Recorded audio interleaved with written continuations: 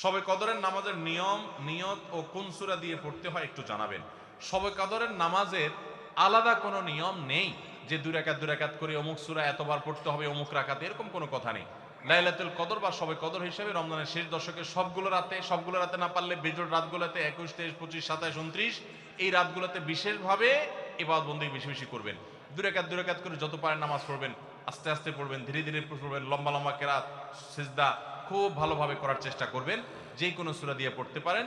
সূরা যদি এক রাকাতে কয়েকটা পড়েন বা একই সূরা বারবার পড়েন সেটাও করতে পারেন, কিন্তু নির্দিষ্ট কোনো সূরা পড়তে হবে নির্দিষ্ট কোনো নিয়ম নেই। ইতিকাফ থাকা অবস্থায় মুরগি বা পশু জবাই করা যাবে কিনা? ইতিকাফ করা অবস্থায় মুরগি পশু জবাই করবেন কেন? কি দুঃখে? বাইরের লোকের টান পড়ছে? যদি আপনি মসজিদে থেকে করতে চান করতে পারেন, হয়ে যাবে মুরগি জবাই, আপনার ইতিকাফেরও ক্ষতি হবে না যদি এরকম কোনো লোক না থাকে মুরগি জবাই করার জন্য। যদি বিকল্প থাকে তাহলে সেটা করবেন, কারণ আপনি মসজিদে থেকে বাইরে মুরগি ধরে জবাই করা এটা তো কঠিন একটা কাজ, এত কসরত করি কেন করতে যাবেন যদি অন্য লোক থাকে? যদি না থাকে কেউ, আপনি মসজিদ থেকে যদি মুরগি জবাই করে দেন সেটা জায়েজ হতে পারে। আমরা গরিব মানুষ, শ্রমজীবী, মাঠে আলু তোলা, সরিষা কাটা এবং মাটি কাটা ইত্যাদির কাজ করি। রোজা রাখা বিরাট কঠিন। রোজা রাখলে কাজ করা যায়, কাজ নাই ভাত নাই, কি করব তাহলে? ভাইরা আমার, এই প্রশ্ন আমাদের যখন আসে শ্রমজীবী ভাইদের কাছ থেকে, তখন আমরা প্রথমেই তাদের প্রতি সমবেদনা জানানোর চেষ্টা করি যে আমরা এমন একটা সমাজে বাস করছি যে সমাজে আমাদের শ্রমজীবী ভাইদের জন্য আসলে ভালো কোনো ব্যবস্থা নেই। অনেকেই এমন আছেন যে দিন আনেন দিন খান, কাজ না করলে তার পেটে ভাত নাই। এই ভাইদেরকে আমরা বলবো, আপনার এমন হার্ড পরিশ্রম করতে হয় যে রোজা রেখে সেটা করা সম্ভব নয়, এই অজুহাতে আপনার রোজা না রাখার সুযোগ নাই। আপনি এখন বলবেন, হুজুর তাহলে কি মরে যাব? না, মরেও যাবেন না। আপনার জন্য বহু বিকল্প আছে। কি কি বিকল্প আছে? ধরুন একজন রিক্সা চালক, রিক্সা চালানো খুব হার্ড পরিশ্রমের কাজ। আজকাল অবশ্য বেশিরভাগ এলাকাতে মোটর টোটর লাগাই নিছে, যারা প্যাডেল মারেন পায়ে দিয়ে তাদের অনেক কষ্ট হয়। এখন আপনি বলতে পারেন, হুজুর 8 ঘন্টা 7 ঘন্টা 6 ঘন্টা রিক্সা চালায় কিভাবে রোজা রাখবো এই গরমের সময়? আমি বলবো ভাই, আপনার যে অনেকগুলো অপশন আছে তার ভিতরে একটা অপশন হলো, আপনি যদি ইচ্ছা করেন যে রমজান মাসে আমি রিক্সা চালাবো খুব অল্প সময়, যে জমার টাকা তুলে কোন রকম আমার ডাল ভাত কেনার কোন রকম ব্যবস্থা হবে, মানে কোন রকম বেঁচে থাকার ব্যবস্থাটা হবে, যেহেতু আমার রোজা রাখা লাগবে এই জন্য আমি ডিউটি একটু কমায় করবো, 6 ঘন্টা জায়গা 3 ঘন্টা করব, এবং দিনে ডিউটি করলে প্যাসেঞ্জার একটু বেশি থাকে, আমি একটু রাতে বেশি ডিউটি করব, প্যাসেঞ্জার একটু কম থাকবে, তারপরেও আমার রোজাটা রাখা হবে। চেষ্টা করলে উপায় আছে না নাই? আপনি যদি আগে থেকে 4 মাস আগে থেকে প্ল্যান করেন, যেহেতু সামনে রমজান মাস আসতেছে, রমজান মাসে হার্ড পরিশ্রম আমি করতে পারি না, করতে গেলে রোজা রাখা হয় না, রোজা রাখা এদিকে ফরজ, আমার আল্লাহর কাছে যেতে হবে, সেজন্য আমি 4 মাস আগে থেকে যদি একটু একটু করে টাকা জমা করে রাখি রোজার মাসে, যাতে আমি বসে বসে খেতে পারি বা কম পরিশ্রম করে সংসার চালাতে পারি, তাহলে সেই সুযোগ আছে না নাই?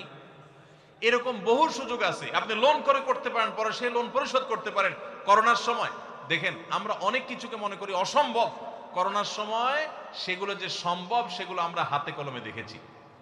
যখন কোয়ারেন্টাইনের সময় রিক্সা চালকদের রিক্সা বন্ধ ছিল, তখন কিভাবে চলেছেন? মাসকে মাস, বছর জুড়ে যদি চলতে পারেন, এখন 1 মাস চলতে পারবেন না? এই জন্য ভাই, কষ্ট হবে ঠিক, কিন্তু সদিচ্ছা থাকলে সম্ভব।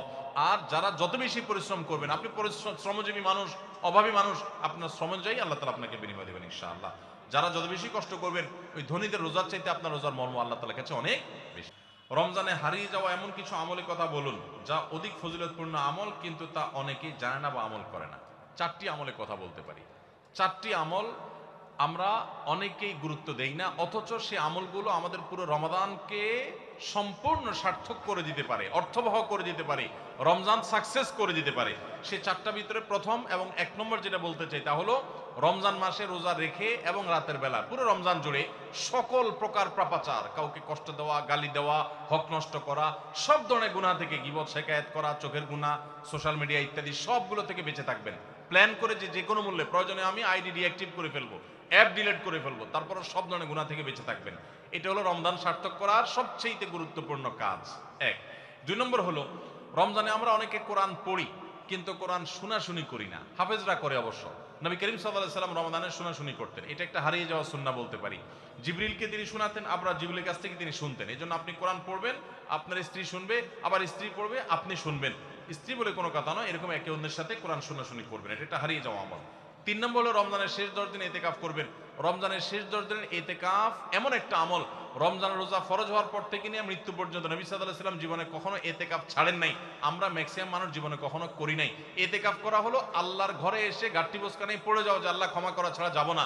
এতেকাফ করা যদি মসজিদে ঘুমায়ও থাকে, এতেকাফ করাটাই যেহেতু একটা স্বতন্ত্র ইবাদত, সো তার এতেকাফ করার মাধ্যমে লাইলাতুল কদর তিনি অটোমেটিক পাবেন ইনশাআল্লাহ। এই জন্য এতেকাফের আমলটা আমাদের রমাদানকে সার্থক করে দিতে পারে, অথচ এটা হারিয়ে যাচ্ছে। আর 4 নম্বর এবং সর্বশেষ হলো, রমজানের শেষ দশক হলো ইবাদতের দশক, আমলের দশক। আমরা প্রথম 2 দশকে যা পারি না পারি, শেষ দশক বেশি আমল করার চেষ্টা করব। অনেকে আমরা শহর থেকে গ্রামে যাওয়ার জন্য পরিকল্পনা করতে করতে 4-5 দিন চলে যায়, অনেকে কেনাকাটার জন্য 4-5 দিন ব্যয় করে ফেলি, ঈদের প্রস্তুতির জন্য আমাদের শেষের দিনগুলো নষ্ট হয়ে যায়। এগুলো না করে আল্লাহর ওয়াস্তে শেষ দশককে ইবাদতের জন্য রিজার্ভ করে ফেলি, গোটা ফ্যামিলি সহ ইবাদত বন্দেগী করি, রমজানটাকে আমরা উপভোগ করতে পারবো ইনশাআল্লাহ। এটা আমাদের জন্য তৃপ্তির রমাদান হবে। আল্লাহ আমাদেরকে তৌফিক দান করুন। তাহলে 4টি আমলের কথা বলেছি, সকল প্রকার গুনাহ থেকে বেঁচে থাকা, কোরআন শোনাশুনি করা, ইতিকাফ করা এবং রমজানের শেষ দশকে বিশেষভাবে ইবাদতের পরে যত্নশীল হওয়া, শেষ দশকে সকল ব্যস্ততা কমায় দেওয়া। এই 4টি জিনিস আমাদের রমাদানকে সার্থক করতে পারে ইনশাআল্লাহ তাআলা। নারীদের জন্য কিছু আমল বলুন, কারণ রমজানে বাসায় সাহারি ইফতারি অন্যান্য কাজ করতে করতে বেশি বেশি আমলের সুযোগ তারা পান না। মা বোনরা ইফতারি সাহারির ব্যস্ততায় অনেকেই রমজানে ইবাদত বন্দেগীর সুযোগ পান না, তাদের জন্য আমরা বিশেষ কিছু পরামর্শ দিতে পারি। নাম্বার 1, রমজানের আগে থেকে ইফতারের যে আইটেমগুলো আগে থেকে জোগাড় করা যায় সেগুলো আগে থেকে জোগাড় করে, যেমন পেঁয়াজি আইটেম ইত্যাদি অনেক সময় বাটায়া বেটে ফ্রিজে রেখে দেওয়া যায়। যেগুলো আগে করা যায় সেগুলো আগে করে রাখেন, যাতে রমজানে ইবাদতবন্দি করতে পারেন। সাহারির সময় ভোর রাতে খেতে উঠে সবাই খাওয়া দাওয়া করে রেখে চলে যায়, আমাদের মা বোনরা দেখা যায় থালা বাসন নিয়ে ব্যস্ত হয়ে পড়েন। ওই টাইমে থালা বাসন রেখে, যেটা যেভাবে আছে ওইভাবে ঢেকে রেখে আপনি মাশগুল হয়ে যান দোয়াতে সাহারির সময়। এরপরে ফজর নামাজ পড়ে আপনি এবার কাজে লেগে যান। ওই মূল্যবান সময়গুলো নষ্ট করবেন না। আর যখন থালা বাসন ধোবেন বা ইফতার বানাবেন, তখনও মনে মনে আল্লাহর স্মরণ, আল্লাহর সাথে কথা বলা, আল্লাহর কাছে দোয়া নিবেদন করা, জিকির আজকার করা, সেই চেষ্টা করতে পারেন। তাহলে ইনশাআল্লাহ আপনাদের রমাদান অর্থবহ হবে। আরেকটা জিনিস হলো, আপনারা রোজাদারদের জন্য খাবার প্রস্তুত করছেন, ইফতার রেডি করছেন, এর কারণে কিন্তু আলাদা সওয়াব পাবেন। এটা আপনাদের জন্য সওয়াব থেকে শূন্য বা খালি কিন্তু না। অতএব নিয়ত করে নেবেন যে আল্লাহ, রোজাদারদের জন্য আমি খাবার তৈরি করছি, আমাকে আপনি সওয়াব দিবেন। ইনশাআল্লাহ আপনারা আল্লাহ তাআলার কাছে আজর এবং বিনিময় পাবেন।